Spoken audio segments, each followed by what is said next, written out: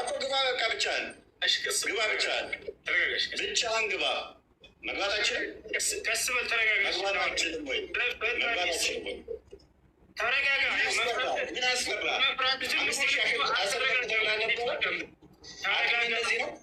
አቅም እንደዚህ ነው። እሺ እናውራ ተረጋጋ። ስለዚህ አስወጣው ተወጣለች። አትፍራ ቆይ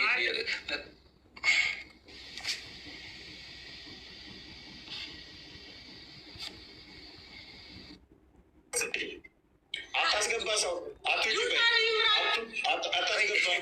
ይሄ ነገር አትቆጣጠር። ምን አስፈራ? ተረጋጉ። መጮህ መፍትሄ አይደለም። ረጋ ብለን አሁን አንድ ትልቅ ሰው ተረጋጋ። መጮህ ምናምን ጥሩ አይደለም። ብዙ ተናገር።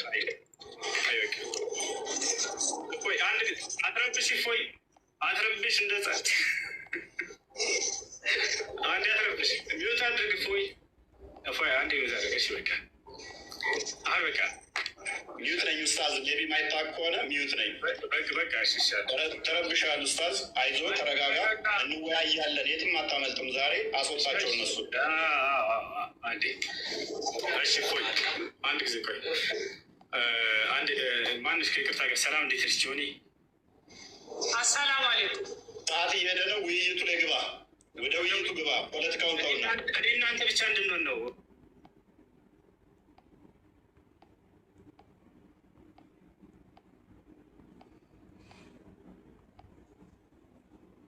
ደቂቃ ነው ይዣለሁ። አንተ ስንት ደቂቃ ይሆን ትላለህ?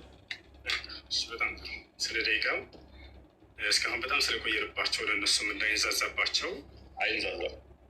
አንድ መግቢያ ስለሆነ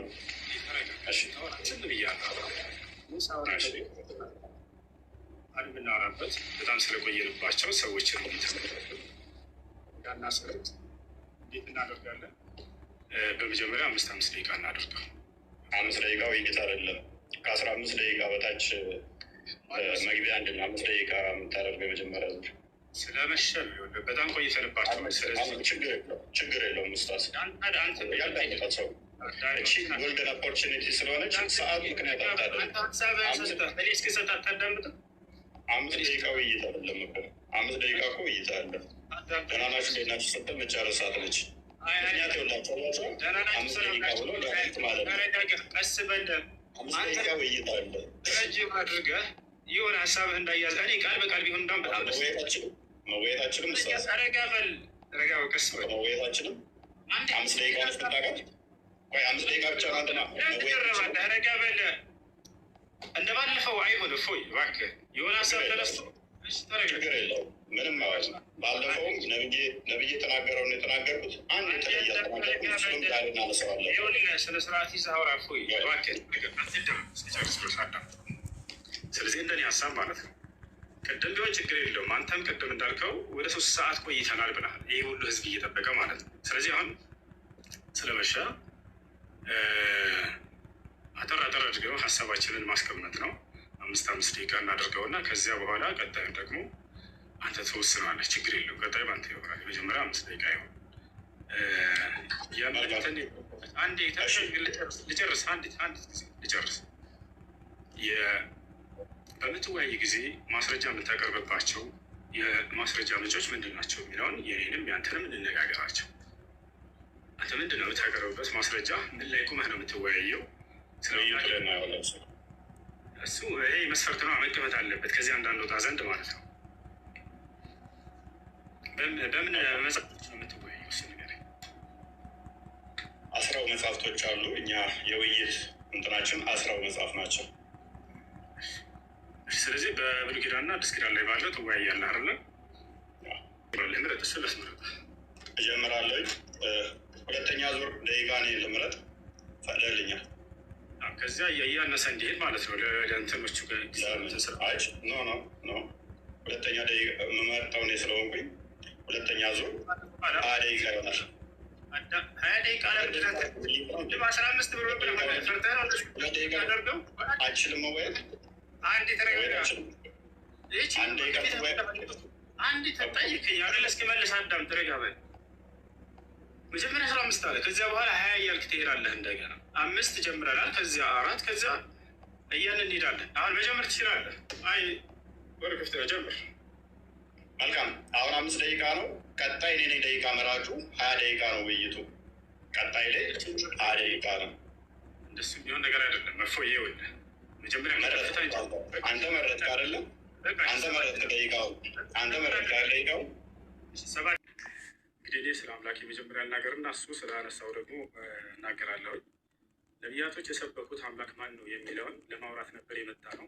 ግን ሙሐመድ በጀነቱ ሱረል አይኖች ምናምን አላህ ምናምን እንደዚህ ለማንኛውም እኛ ነቢያቶቻችን የሰበኩት ማን ነው የሚለውን በቁርአን እንዲሁም ደግሞ እርሱ ነቢያቶች የሰበኩት በመጽሐፍ ቅዱስ ላይ ያ አምላክ ማን ነው የሚለውን ሊያሳውቀን ነበር። ቦታችኋል አይደል? እግዚአብሔር ነው ብሎናል። ነቢያቶች እግዚአብሔር ብሎ የሰበኩበትን አንዴ ያሳየናል። ቦታችኋላ። ይህ ነው አንደኛ እሱ ነው። ሁለተኛ ነገር ወደ አላህ ስብሐነ ወተዓላ ስንመጣ ነቢያቶች ሁሉ አላህን ሰብከዋል ወይ? ከማንን ጀምር? ከመጀመሪያዎቹ ነቢያቶች ኑሕ ዓለይሂ ሰላም ምን አለ? ወለቀድ አርሰልና ኑሐን ኢላ ቀውሚሂ ፈቃለ ያ ቀውሚ አዕቡዱላህ። ኑሕ ምን አለ?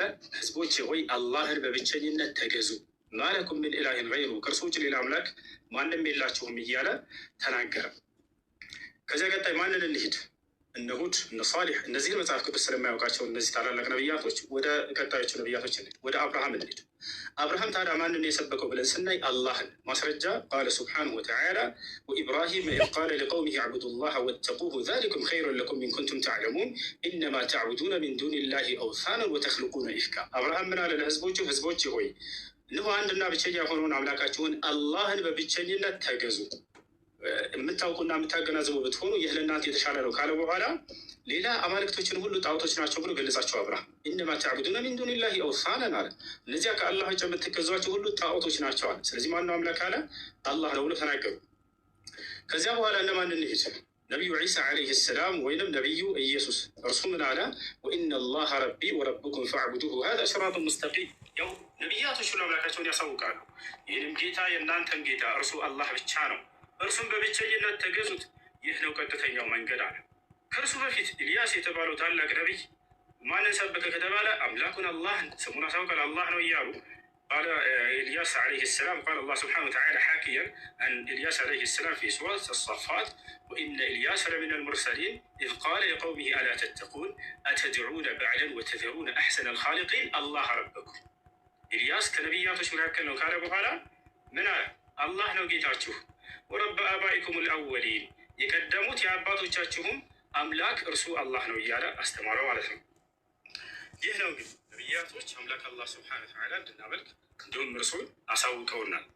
ይህ ሰው ግን እግዚአብሔር ብሎናል። ነቢያቶች እግዚአብሔር ብለው ያስተማሩበት ቦታ እንደው ካለ ከመጽሐፉ ላይ ያሳየናል። ልክ እኔ ከመጽሐፌ ላይ አላህ ብለው እንዳስተማሩ በመጽሐፉ ላይ እግዚአብሔር ብለው ያስተማሩበትን እነዚህ ነቢያቶች ያሳየናል ማለት ነው። ቦታቸዋላ ይህ ነው። ሌላኛው ነገር ካነሳው መካከል ስለ መጀመሪያ ላይ ገና ሲገባ ጊዜ ምን ብሏል? እዚህ ጋር ነበረ የሙሐመድ ጌታ ሰይጣን ነው ማለት ነው ብሏል። የሆነን ሀሳብ አንስቶ ያም ምንድን ላይ ነው የሚገኘው? ነቢያችን ሰለላሁ ዐለይሂ ወሰለም መጀመሪያ አስተምሮታቸው ጀምሮ አካባቢ ላይ ሰይጣንህ ትቶሃል ብለው በተናገሩ ጊዜ መካ ከሃዲያኖች ያንን አስመልክቶ የእሱ የራሱን ሀሳብ ምን አለ? ስለዚህ የሙሐመድ ጌታ ሰይጣን ነው ማለት ነው አለ። አሁን የምጠይቅህ ያንን የተነገረውን ሐዲስ ታወጣና እርሱ ላይ ሙሐመድ ሰይጣን ነው የተባለበትን ቃል ታሳየናለህ ወይንም ቶ ችግር የለውም እዛውም ላይ አይኖር ከሌለ ከሊቃውንቶች መካከል አንድ ሊቅ ይሄ ሐዲስ የሚያስረዳው ስለዚህ የሙሐመድ ጌታ ሰይጣን ነው ማለት ነው እያለ አንድ ታሳየናለህ። ልክ አንተ እንደተናገርከው ማለት ነው።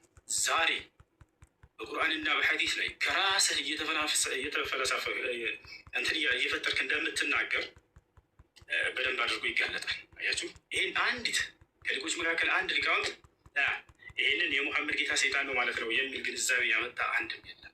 ይህንን እንድታመጣ እፈልጋለሁ፣ እጠብቅሃለሁ። እኛ እንድታመጣ ያን ማስረጃ ስታመጣ ጊዜ ወደ ቀጣዩ ይሄዳለን። ሌላው ነገር እንዲህ ከራስህ እንትን ባትል መልካም ነው።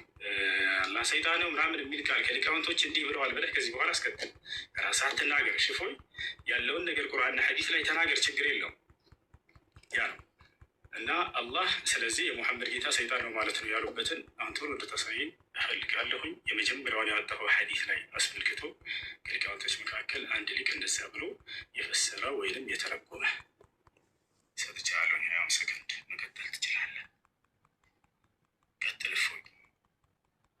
እናመሰግናለን። 10 ሰከንድ 15 ሰከንድ ነበረ። እሷን ኡስታዝ አልጨረስክም ነበር። መጠቀም